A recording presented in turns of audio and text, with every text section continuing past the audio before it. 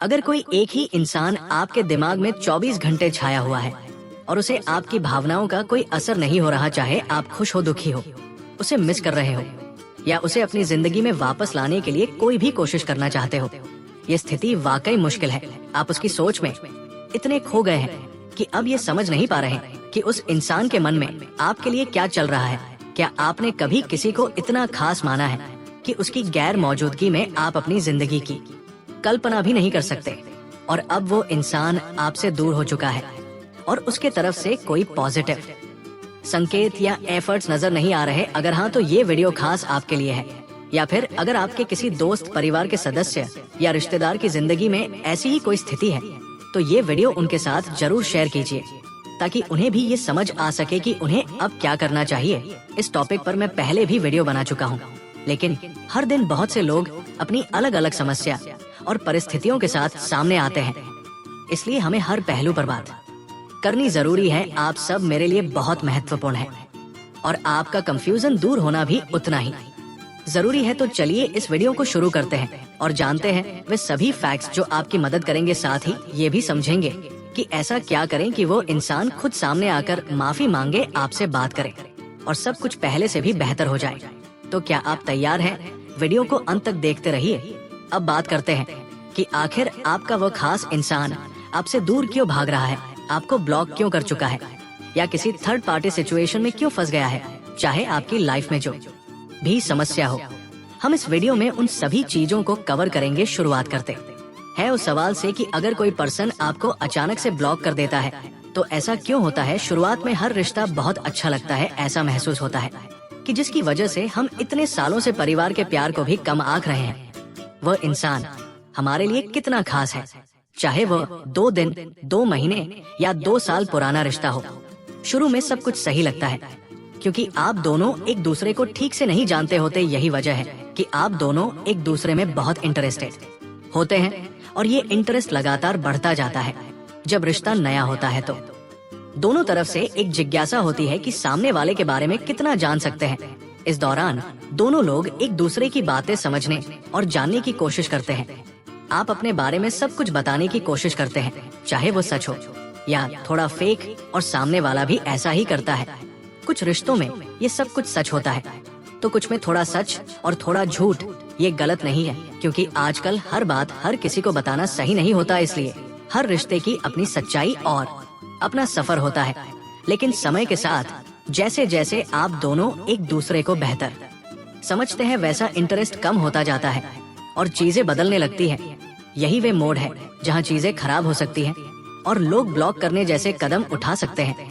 इस स्थिति को समझना और सही तरीके से हैंडल करना बहुत जरूरी है ताकि रिश्ते को बेहतर बनाया जा सके। कभी कभी जब हम किसी के साथ पूरी तरह से खुल जाते हैं और अपनी हर बात, अपनी कमजोरियां और भावनाएं उस व्यक्ति के सामने रख देते हैं, तो सामने वाला उसका गलत फायदा उठाने लगता है।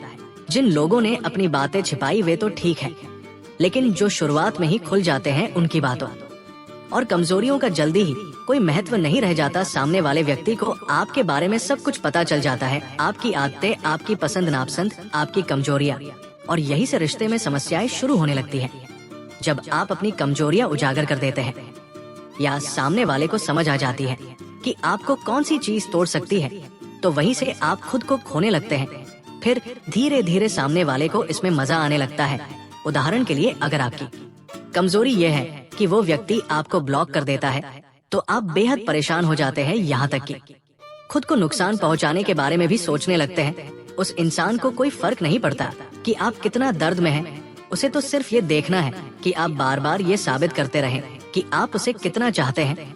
यही एक जिज्ञासा बन जाती है जो लगातार बढ़ती रहती है। एक समय आता है जब आप खुद से सवाल करने लगते हैं कि हमेशा आप ही क्यों मनाएं, हमेशा आप ही क्यों कोशिश करें। इसका सीधा जवाब है कि वो इंसान आपकी कमजोरी जान चुका है और आपके इमोशंस का कंट्रोल उसके हाथ में है। अब आपके पास अपना रिमोट कंट्रोल नहीं है। वो इंसान जब चाहेगा तब आप रोएंगे, जब चाहेगा तब आप हंसेंगे। आपकी जिंदगी का हर मोमेंट उसके मूड पर निर्भर हो गया, चाहे आपके जीवन में कितने भी महत्वपूर्ण लोग हो, जैसे कि आपके माता पिता, भाई बहन या दोस्त। लेकिन आपको वही इंसान सबसे ज्यादा अहमियत वाला लगता है जिसने आपको ब्लॉक कर दिया है। आप अपनी फैमिली के साथ भी ढंग से बात नहीं कर पाते, क्योंकि उस व्यक्ति का गुस्सा आप अपनी रोजमर्रा की जिंदगी में निकालने लगते हैं। आपके आसपास के लोग समझ नहीं पाते कि आप इतने चिड़चिड़ क्यों हो गए हैं, और आप किसी से ये भी शेयर नहीं कर पाते कि आपके साथ क्या चल रहा है। अगर आपकी जिंदगी में भी यही स्थिति है, तो इस वीडियो के अंत में हम आपको वो तरीका बताएंगे जिससे वो व्यक्ति खुद चलकर आपके पास आएगा। वीडियो थोड़ी लंबी जरूर है, लेकिन इसमें दी गई बातें आपके लिए बहुत खास होंगी। मैं अपनी कई महिला सब्सक्राइबर्स को जानता हूँ जिनके साथ बहुत कुछ गलत हो चुका है। वे अपनी स्थिति से बाहर निकलने के लिए आर्थिक रूप से सक्षम नहीं है, और वो व्यक्ति जिसने उन्हें इस हाल में छोड़ा है, उसे कोई फर्क नहीं पड़ता कि समाज या उनके परिवार पर इसका क्या असर होगा।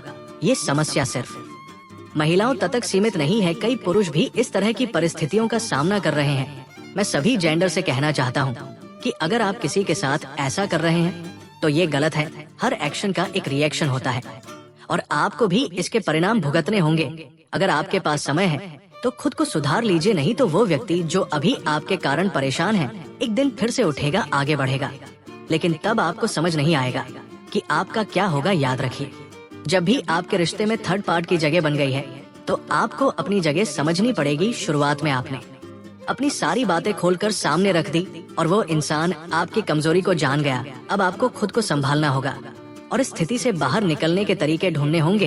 अब सवाल यह है कि आपको ऐसा क्या करना चाहिए ताकि जो गलतियां हो चुकी है वे दोबारा ना हो और स्थिति और खराब ना हो। आप जो सबसे बड़ी गलती कर रहे हैं वह है उस व्यक्ति को बार बार चेक करना। भले ही आप ब्लॉक हैं और इस सीधे तौर पर बात नहीं कर रहे हैं, लेकिन पूरे दिन में कम से कम 50 बार उनका नंबर या सोशल मीडिया प्रोफाइल चेक करते हैं कि कहीं आप अनब्लॉक तो नहीं हो गए। ये प्रक्रिया, जिसे हम एनर्जी चेसिंग कहते हैं, आपकी ऊर्जा को नकारात्मक रूप से उस व्यक्ति तक पहुंचाती है। फिजिकल रूप से भले ही उन्हें ये ना पता हो कि आप उन्हें चेक कर रहे हैं, लेकिन हर इंसान की आत्मा एक दूसरे से जुड़ी होती है और आपकी एनर्जी उन्हें महसूस होती है। उन्हें पता चल जाता है कि आप उनके पीछे पड़े हुए हैं, और यही कारण है कि वो व्यक्ति आपकी जिंदगी में वापस नहीं आ पाता। जब तक आप ये गलती करते रहेंगे, वो इंसान आपसे भागता रहेगा। अगर आप अपने कॉमन फ्रेंड से भी उस व्यक्ति के बारे में पूछताछ कर रहे हैं या किसी भी माध्यम से उसकी खबरें ले रहे हैं, तो आपकी ये ऊर्जा उसे प्रभावित कर रही है टेलीपैथी और एनर्जी वाइब्रेशन के जरिए। जब आप उसे याद करते हैं तो वो ऊर्जा बहुत स्ट्रांग तरीके से उस तक पहुंचती है। सोचिए, अगर आपको ये समझ में आ गया कि ये सच में हो रहा है, तो आप क्यों ऐसी गलती बार बार दोहराएंगे। अगर आप वाकई में उसे अपनी जिंदगी में वापस पाना चाहते हैं, तो सबसे पहले खुद को शांत कीजिए और अपनी एनर्जी को कंट्रोल कीजिए। उसे चेक करना, उसके बारे में बात करना या टेलीपैथी के जरिए लगातार उसे याद करना बंद कीजिए। आपकी एनर्जी जितनी शांत और स्थिर होगी, उतना ही आप खुद को मजबूत महसूस करेंगे, और एनर्जी आपके जीवन के बाकी पहलुओं में भी पॉजिटिव बदलाव लाएगी। जब आप अपने आप को संभालेंगे और अपनी एनर्जी को सही दिशा में मोड़े, तो वही व्यक्ति खुद बखुदा चला आएगा। मैंने इस टॉपिक पर पहले भी वीडियो बनाया था और मेरी कई सब्सक्राइबर्स ने इसे फॉलो किया। नतीजा ये हुआ कि 24 घंटे के अंदर वो व्यक्ति वापस आया, माफी मांगी और प्रपोज भी किया। अब उनका रिलेशनशिप बहुत अच्छा चल रहा है। आपको भी ये समझना होगा और आज से ही एक्शन लेना होगा। जब भी उस व्यक्ति की याद आए, बुक पढ़ना शुरू कर दीजिए। किताब पढ़ने का सबसे बड़ा फायदा यह है कि हमें नई चीजें सीखने को मिलती हैं, और ज्ञान कभी व्यर्थ नहीं जाता। जब भी आपको लगे कि वो व्यक्ति आपके दिमाग में हावी हो रहा है और आपको परेशान कर रहा है, तो कोई अच्छी बुक उठाइए, जैसे कि पावर ऑफ सबकॉन्शियस माइंड जैसी किताबें पढ़िए, जो आपको मानसिक रूप से मजबूत बनाएंगी और आगे बढ़ने में मदद करेंगी। दूसरी बात, आपको किसी भी हाल में उस व्यक्ति को चेंज नहीं करना है, चाहे सोशल मीडिया पर हो। संगीत महसूस नहीं होगा कि आप उसकी जिंदगी में नहीं हैं, इसलिए जब आप चेस करना बंद कर देंगे, तो वो व्यक्ति खुद कॉल करेगा, खुद माफी मांगेगा, लेकिन तब भी आपको चेस नहीं करना है। तीसरी चीज है हीलिंग मेडिटेशन। आपको हीलिंग मेडिटेशन इसलिए करना है क्योंकि आपके और उसके बीच जो भी गलतफहमी हुई है या जो भी बहस हुई है, उनकी वजह से आपकी एनर्जी डिस्टर्ब हो गई है। मेडिटेशन आपको शांत रहने, अपनी एनर्जी को बैलेंस करने और मानसिक रूप से मजबूत होने में मदद करेगा। इससे आपकी नकारात्मक भावनाएं और स्ट्रेस कम होंगे और आप अपनी लाइफ में एक पॉजिटिव बदलाव देखेंगे। इसलिए इन स्टेप्स को फॉलो करें और देखिए कैसे आपकी लाइफ में भी पॉजिटिव बदलाव आते हैं। वो व्यक्ति आपकी जिंदगी में इतना गहराई से बैठ चुका है कि आपको लगता है कि उसने तो सब कुछ कर लिया। गुस्सा, गाली गलौज और रिश्ते को खत्म कर देने वाली बातें। आप खुद को दोषी नहीं मानते क्योंकि आपने तो कुछ गलत किया ही नहीं, लेकिन यही बात आपको सबसे ज्यादा परेशान कर रही है और इसीलिए आप उसे बार बार याद कर रहे हैं। इस एनर्जी से खुद को मुक्त करने और उसे अपने दिमाग से निकालने के लिए आपको हीलिंग मेडिटेशन करना होगा और इसे रोजाना करना होगा। जब भी आप पानी पिए उसे एक कांच के गिलास में पीजिए और पानी पीने से पहले उसमें पॉजिटिव इंफॉर्मेशन डालिए, जैसे मैं बहुत शक्तिशाली आत्मा हूँ या मैं खुद से बहुत प्यार करती हूँ। हर बार जब आप शीशे के सामने खड़े हो, खुद को देखकर बोले आई लव माई सेल्फ और मुस्कुराएं। ये छोटे छोटे कदम आपको मानसिक रूप से मजबूत बनाएंगे। सोने से पहले ध्यान मेडिटेशन करना ना भूलें ताकि आपकी हीलिंग प्रक्रिया अच्छे से हो सके और आप हाई वाइब्रेशन स्टेट में आ सके। अगर आपने इसे लगातार 7 दिनों तक फॉलो कर लिया तो भले ही वो व्यक्ति आपको 7 साल से ब्लॉक करके बैठा हो, वो वापस जरूर आएगा और हर चीज को क्लियर करेगा। इसमें कोई फर्क नहीं पड़ता कि आपके रिश्ते में कितनी भी नेगेटिविटी आ चुकी हो, रिश्ता कितना भी टूटा हुआ हो या रिश्ते में कितनी भी बड़ी दरार आ गई हो। जब आप खुद से प्यार करेंगे, खुद की रिस्पेक्ट करेंगे और खुद की केयर करेंगे तो दुनिया का हर व्यक्ति आपको प्यार और सम्मान करेगा, कमिटमेंट देगा और आपकी इज्जत करेगा। ये तकनीक आपकी मानसिक और भावनात्मक स्थिति को बदल सकती है और आपको एक नई दिशा दे सकती है। इसे अपनाएं और फिर अपने अनुभव जरूर शेयर करें ताकि आपकी कहानी से बाकी लोग भी प्रेरित हो सके और अपनी जिंदगी में सकारात्मक बदलाव ला सके। अगर आप खुद को और भी ज्यादा स्ट्रांग बनाना चाहते हैं तो स्क्रिप्टिंग करना शुरू करें, लेकिन ध्यान रखें स्क्रिप्टिंग में उस व्यक्ति का नाम बिल्कुल भी शामिल नहीं करना है। सिर्फ और सिर्फ खुद के बारे में लिखिए, जैसे आई लव माई सेल्फ, मैं खुद से बहुत प्यार करती हूँ, मैं शक्तिशाली आत्मा हूँ और हर कोई मुझसे प्यार करता है, मेरी रिस्पेक्ट करता है।